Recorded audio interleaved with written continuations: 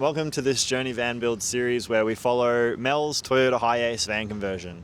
Today we're going to talk about everything what happened with the walls basically, including the framing, carpeting, how we did the nook, painting, and yeah, I think everything. That's it. Yeah. That's enough. There's a lot to cover today.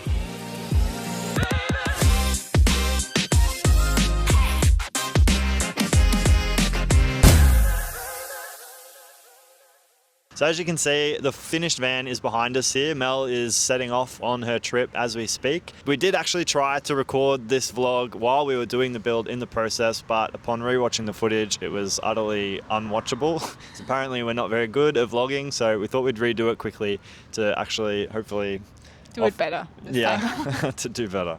So yeah, let's talk walls. So we basically started with framing the walls and also like the ceiling and the floor. That's all one step. It basically makes everything level, right? Yeah, so I guess the more time you put into that step in making everything level, it makes things a little bit easier down the track because you're not dealing with wonky surfaces. Once the framing and importantly the cable rough-in were finished, we were ready to move on to the four-way stretch carpeting. It's just important with the cable rough-in that's completed first because like we were covering the rear columns with the carpet, which meant that we were restricting access that we needed to run cables from basically the roof in the van down to the flooring and to the front. So cable rough-in, then framing, and then four-way stretch carpet. The reason we did the carpeting as our first wall covering is because I like the way if basically you don't have any timber panels in, you're able to just overlap your carpet a little bit further than it needs to go, and then once your timber panels go in over the top, it's going to be a nice seamless transition with the carpet just sort of disappearing behind your wall panels, rather than having to mess around with any tricky cuts. The reason we did the stretch carpet at all was basically because I didn't want to have the raw metal inside of the van, so the carpet makes it more smooth and cleaner and just more cozy and comfortable. Yeah, I installed most of it, which was not too difficult. If you have a few tips, which I will tell you now, like for example what I did first time I tried it was like I cut the piece which I wanted to glue on the wall beforehand, and then there was like a little edge missing because all of the bends and curves it didn't work out at the end. So all the rest I had like the big 2-on-2 meter piece and just glued it on, and then afterwards cut out what I actually glued on the wall, which made it way easier. It's hard to cut out a two-dimensional shape of carpet to fit on a three-dimensional piece of van wall. It somehow just never works in the end. Yeah, also like with stretching it, and you never stretch it like in all directions the same way, it just didn't work out. So what was new to me was the spray adhesive. I'd never used that before, and we had two different ones which completely not work different, but like the spray came out, one was like a fine even mist and the other one was like Spider-Man's web. Yeah, literally. I like the first one more, which you could not see, but Jake liked the other one more. I like the thicker one. So basically one thing which is important, once you spray it on the wall and on your carpet, and then you have to let it dry for a few seconds before you actually put the carpet on the walls. That's really important, otherwise it doesn't stick to it. And be really careful with overspray. It just ruins your carpet if it gets on it, and makes it not shiny anymore. We ordered our carpet online and we just got a 2x2 meter piece, planning on basically cutting lots of small sections to be able to use the piece as efficiently as possible. And we did do that. We chose to have a lot more joins rather than long flowing pieces to be able to use every single bit that was available, and still it wasn't quite enough to do everything that we wanted to. We weren't able to carpet the bottom panel on the door and the rear door as well. So if you want to carpet as much as we did, then maybe just get a little bit extra than you think you might need to use, like a 3x2 meter piece, for example. So when it came to covering the walls, we used two different methods. One was to use a whole sheet of MDF board, which is the big wall behind me. And the other method was using small panels. Yeah, that's right. So on the side that has the cabinet. It's a floor to ceiling height cabinet. We knew that kind of the aesthetic wasn't as important, so we didn't need a big clean sheet like on the back wall.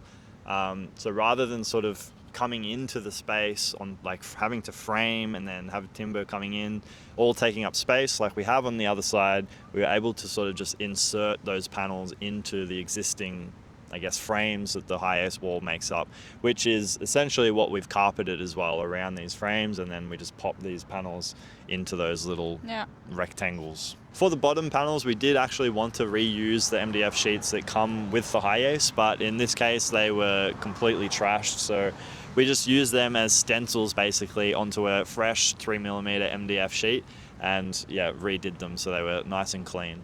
For the top panels, it was a little bit more complicated because there are just two tiny little metal strips basically that you're able to fix your framing and then your paneling onto, so you have to be really careful not to over penetrate through those strips through the external wall of the van, actually, as the previous owner of this van had done.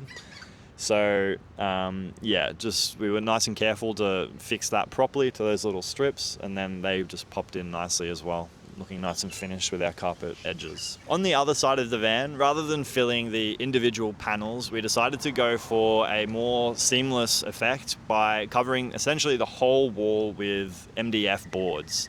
But before I actually did the MDF boards, I had to prepare the nook. This was a pretty fun little project for me. I've done some nooks before in my vans, but this one had the added challenge of we did in the end want an LED strip light in there, as well as it had to have a curved sort of arched look as well. So I sort of just spent some time building a frame outside of the van and getting that arch all as I wanted it, and then tacking it on to the frame that we had already prepared inside the van. So that was, I guess, just another thing that had to be prepared and ready in behind the wall before we did those MDF boards. So with that nook preparation, and as well as all of the sort of curves and bends of the whole panel, because it's all done in one big panel, every cut is really critical, because if you make a mistake, the whole wall is ruined basically. It just took some time to do the nook and all those curves, and then luckily it all went in nice and smooth in the end. Yeah, and for that, definitely get a helping hand, because it's hard to install by yourself in case you're building the van yourself. Putting in the wall, we had to route out the nook basically, right? Which luckily went well, because that was so critical. One wrong cut and the whole wall would have been ruined. Yeah, so it was all glued in, it was all it was done. Screwed in, glued in, everything. Yeah. And then we had to get the panel out for the nook. But I would still say that that's absolutely the way to go, using the router. Sure. Because it just meant you didn't have to worry about accounting for it kind of would have been impossible with the curve of the van. Without doing it that way, it would have been impossible. So. Yeah, it's definitely the way to go, but just really, really be careful to not ruin your whole wall. Yeah, good tip. With the nook routed, it was all in place and looked absolutely incredible already, because actually Mel had already done all of the painting, which in itself was actually a massive feature of this whole wall. Yeah, I really wanted to have a textured look on the walls. I saw on Instagram a few posts and on Pinterest, and I really liked that, so I wanted to have the same. And at the beginning we didn't really know how to do it, but then we figured out a really good way, which there's also another video online on Jake's YouTube channel where you can see how we did it step by step. So for a quick summary, I used 2 different color of paint. They were quite similar but not the same, and I added a kind of texture to it, and then painted the walls before they actually went in the van in like a crisscross motion, just to get this textured look, which I'm really happy how it turned out actually. I love it. A couple of coats, it just... Yeah, you do need a couple of coats, because with just one you see all the brush strokes. So what we actually wanted was kind of a cheap, easy alternative to the micro cement that you see in other builds. So this is kind of, I wouldn't say necessarily micro cement, but more just like a textured, like almost rendered kind of finish. But it certainly has the same effect that we were after. Like, it just looks so good in the van, and especially around the nook. lit up with the LED strip light in the evening. Yeah, it's amazing. It looks so good. There's actually a lot going on in there for such a small van, with a couple of different methods for covering, with all the framing, the nook, and as well as the textured paint finish as well. But yeah, it's all come together really, really nicely, I think. It's like when you start the whole process looking through Pinterest at all these absolutely stunning vans, you have an idea of what you want to do, and then now to see it have actually, you know, worked, and it's to be brought to Now life. I have the Pinterest van. Yeah, yep. Mel has the Pinterest van. There are a couple of videos covering specific elements that we've spoken about today. If you're interested in how to do any of this stuff yourself, or if not, just leave a comment and let me know, and I can try and put out a video to explain in a little bit more detail for you. In the next episode, we're going to cover the ceiling and the floor and try and finish this series before Mel leaves on her trip. Thanks for watching. We'll catch you on the next one. See ya!